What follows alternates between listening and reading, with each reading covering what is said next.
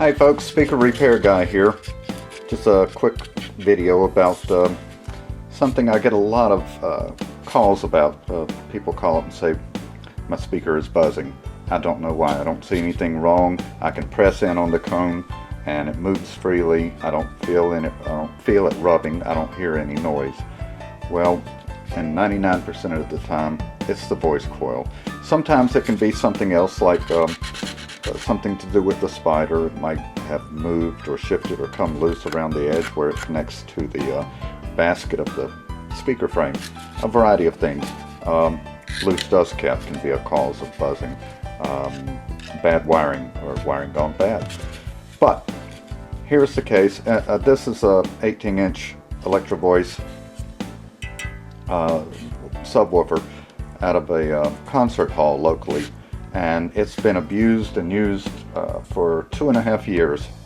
I reconed it back then and it's lasted that long, and that's a good testament to the quality of materials. This material, this is called the former. This that the wire is wrapped around. This is the former, and this is Kapton. It's a polymer, K-A-P-T-O-N, Kapton, whatever.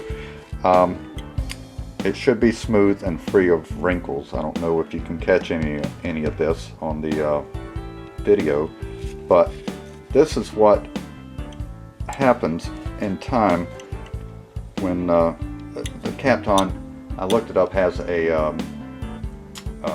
heat rating of up good to 725 degrees, I believe.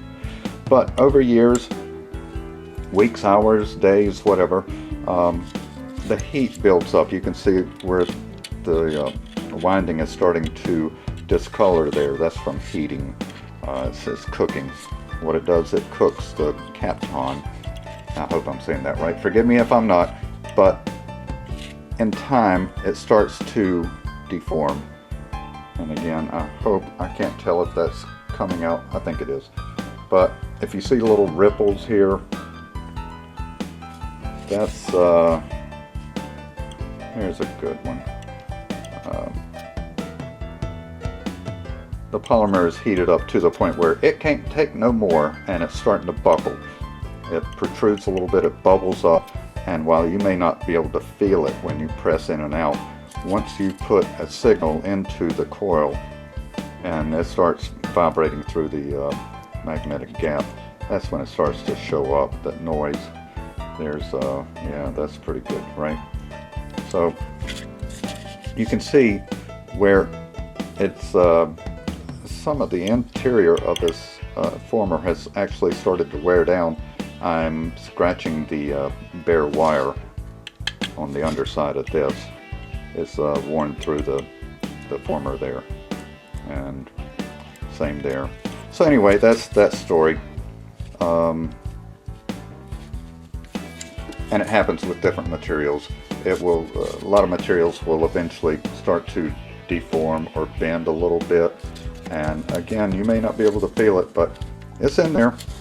So a lot of times, another thing I get questions about is the cone's torn. Can you replace the cone?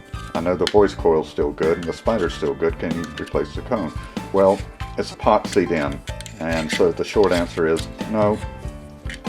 See all the epoxy? To be able to try and remove that, to cut it out, remove the epoxy, would disfigure the outside of the former of the voice coil, and also may very well destroy the joint of the spider to the coil as well.